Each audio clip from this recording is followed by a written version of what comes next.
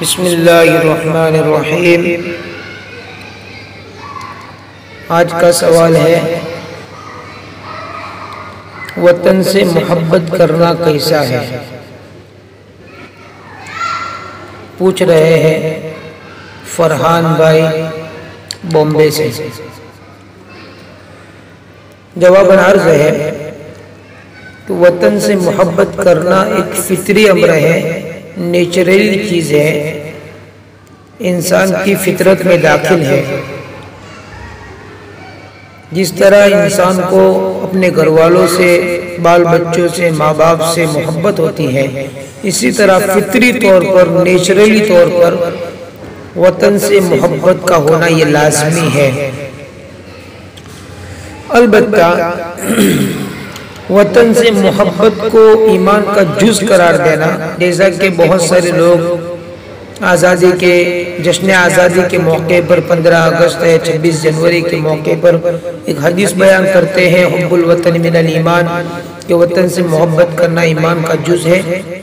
یہ حدیث بالکل بھی صحیح نہیں ہے، من گھڑت ہے، موضوع ہے۔ اس کی نسبت نبی اکرم صلی اللہ علیہ وسلم کی طرف کرنا بالکل بھی جائز نہیں ہے، اس لیے کہ کسی بھی معتبر کتب احادیث میں اس الفاظ سے کوئی حدیث وارد نہیں ہوئی ہے، اور معنی کے اعتبار سے بھی یہ درست نہیں ہے، اس لیے کہ وطن سے محبت کرنا ایمان کا جز ہے۔ اس کا مطلب تو یہ ہوتا ہے کہ وطن سے محبت کرنا ایمان کی تکمیلات میں سے ہے، ایمان کے کمالات میں سے ہے، ایمان کا جز ہونا، جیسے کہ صاف ستھرائی ایمان کا جز ہے، پاک رہنا ایمان کا جز ہے، بہت ساری چیزیں ہیں ایمان کے جز میں سے۔ تو اس کا مطلب یہ ہوا کہ تکمیلات میں سے ہے۔ تو اگرچہ بہت سارے علماء نے اس کے معنی کو، مفہوم کو جائز قرار دیا ہے، لیکن صحیح اور درست بات یہ ہے کہ وطن سے محبت کرنا یہ ایمان کی تکمیلات میں سے، یعنی ایمان کی کمالیات میں سے، ایمان کی مکملیات میں سے نہیں ہے۔ ہاں اتنا ضرور ہے کہ وطن سے محبت کرنے کو ایمان کے خلاف نہیں کہیں گے، اسلام کے خلاف نہیں کہیں گے، کیونکہ یہ فطری چیز ہے اور اسلام فطری چیز کو منع نہیں کرتا۔ اگر کوئی آدمی وطن سے محبت نہیں کرتا تو اس آدمی کے ایمان کو ناقص بھی، کم بھی نہیں کہہ سکتے۔ البتہ وطن سے محبت کرنے کا ثبوت نبی اکرم صلی اللہ علیہ وسلم سے ثابت ہے، آپ کے صحابہ کرام سے ثابت ہے۔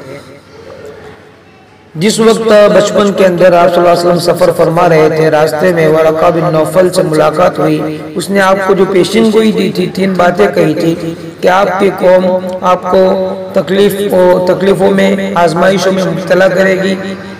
اسی طرح جو ہے آپ کو کہا تھا کہ آپ کی قوم سب سے پہلے آپ کو جھٹلائے گی، آپ کی بات نہیں مانے گی۔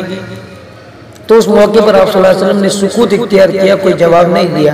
لیکن جو ہی تیسری بات ورقہ بن نوفل نے آپ صلی اللہ علیہ وسلم سے کہی کہ آپ کی قوم آپ کو اپنے وطن سے نکالے گی، تو آپ نے تعجباً درد بھرے انداز میں کہا کہ میری قوم مجھے اپنے ہی وطن سے نکالے گی؟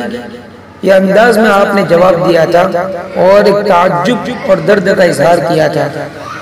علامہ سہیلی رحمۃ اللہ علیہ نے رمز العنف جلد اول میں اس حدیث کے تحت میں یہ بات لکھی ہے کہ اس سے معلوم ہوا کہ وطن سے محبت کرنا ایک ممدوح اور پسندیدہ چیز ہے، اور اس کی مفارقت، اس کے جدائیگی، یہ دل پر درد والی بات ہے جو حضور صلی اللہ علیہ وسلم سے ثابت ہوئی۔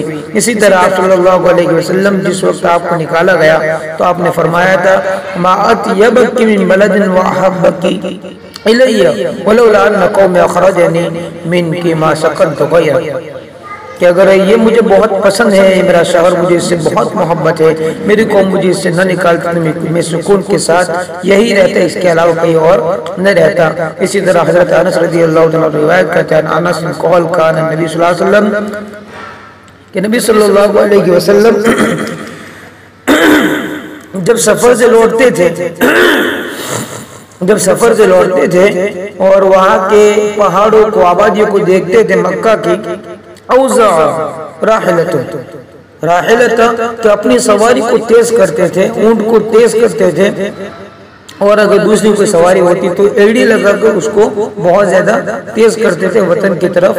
تو اس سے بھی ثابت ہوتا ہے، یہ بخاری شریف کی روایت ہے، اس کے ساتھ میں علامہ ابن حجر عسقلانی رحمۃ اللہ علیہ نے لکھا ہے کہ اس سے بھی وطن سے محبت کرنا ممدوح اور پسندیدہ اور فطری اور نیچرلی چیز ہونا معلوم ہوتا ہے۔ خلاصہ یہ ہے کہ وطن سے محبت کرنا ایک پسندیدہ چیز ہے، انسان کی طبعیات میں سے ہے، ایسی محبت ہونی چاہیے، لیکن ایمان کا جز نہیں۔ یعنی کوئی آدمی اگر وطن سے محبت نہیں کرتا تو اس کے ایمان کو جو ہے ناقص ادھورا نہیں کہہ سکتے، ایمان کے اوپر کوئی خرابی اس کی وجہ سے نہیں آئے گی۔ فقط واللہ تعالی عالم بالصواب۔